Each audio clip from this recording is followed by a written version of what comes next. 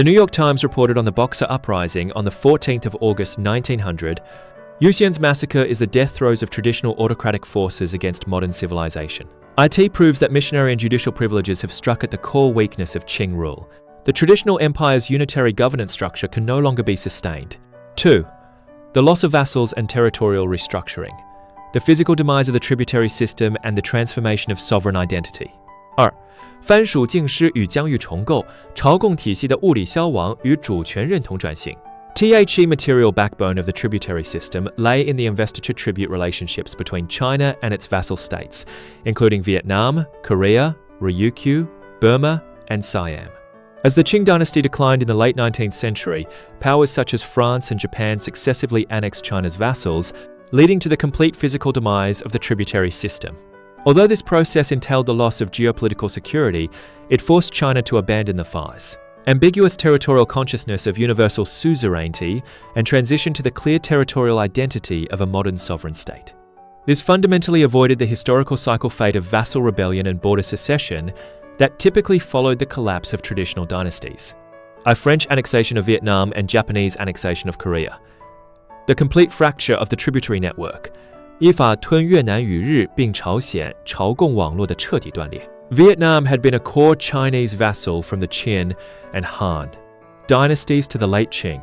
After the Sino-French War, 1883-1885, the Qing court recognized France's protectorate over Vietnam in the Treaty of Tientsin, terminating the Sino-Vietnamese suzerain-vassal relationship.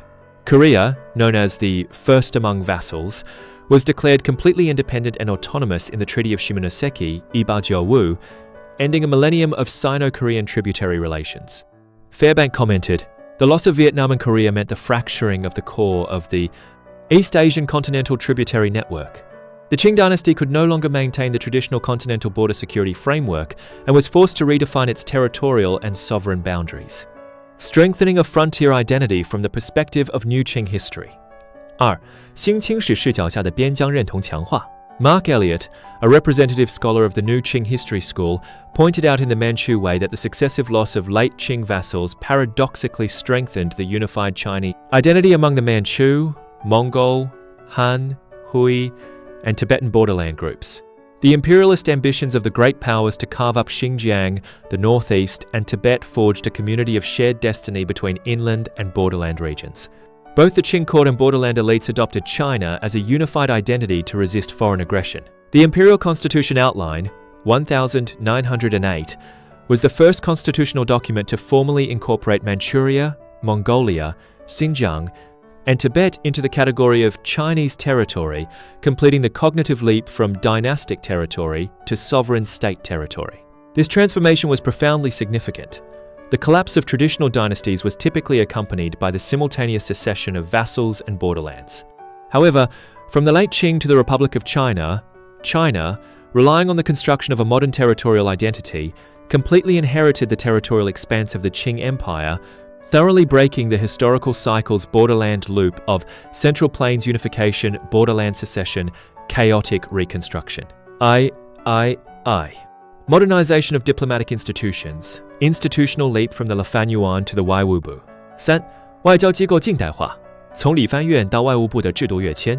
Concurrent with the collapse of the tributary system, the Qing court's diplomatic institutions underwent a complete transformation from managing barbarian affairs to modern diplomacy.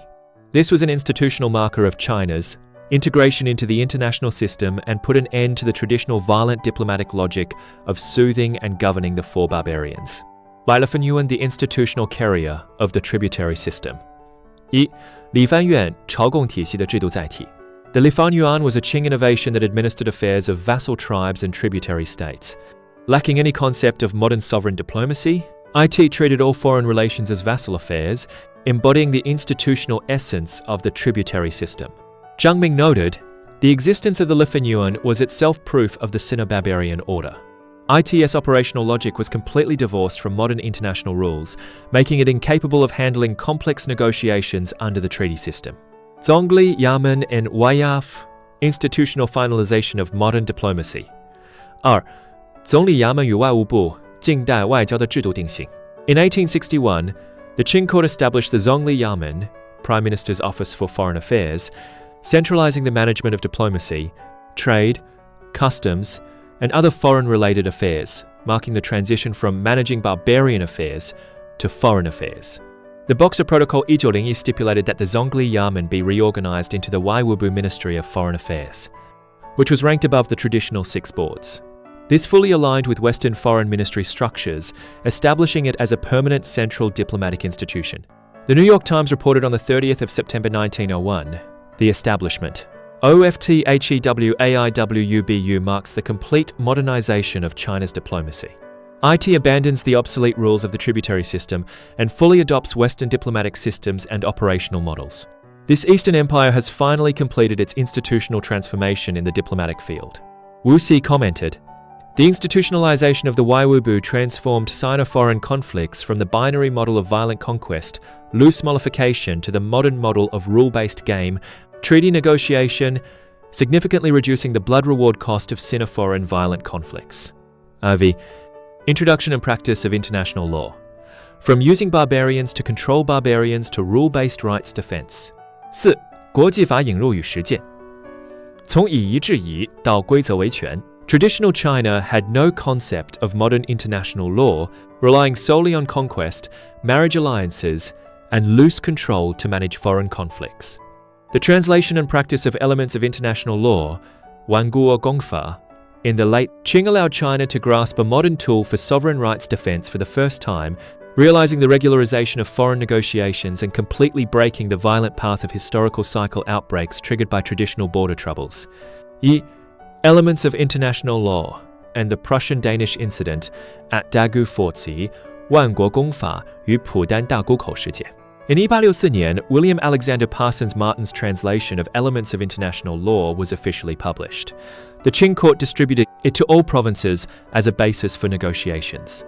In the same year, Prussian warships seized Danish merchant ships in the territorial waters off the Dagu forts.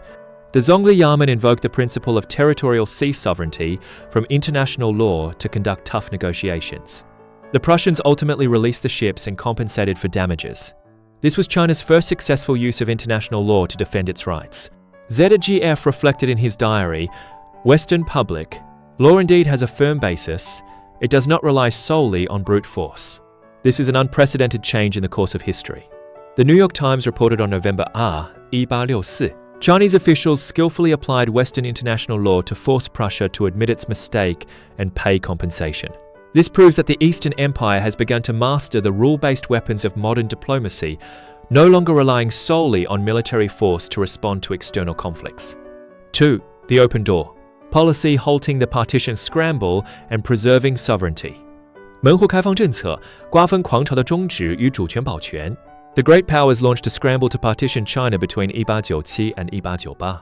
In response, the United States proposed the open door policy in 1899到1900年, advocating equal opportunity for all nations and respect for China's territorial and administrative integrity.